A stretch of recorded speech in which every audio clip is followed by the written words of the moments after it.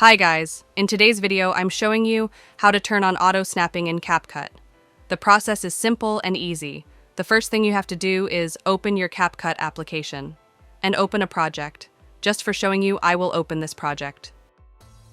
Once the project will be opens.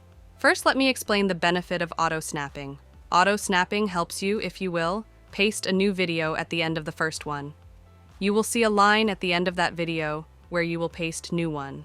So, how can you turn on the auto snapping? Take a look on the right side of your computer screen.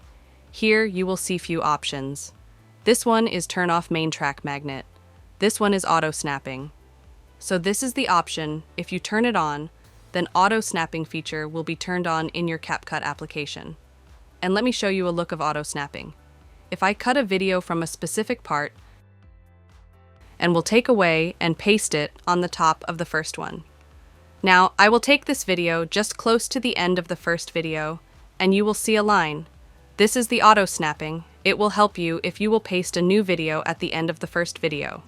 So by using this method, you can turn on auto snapping in Capcut.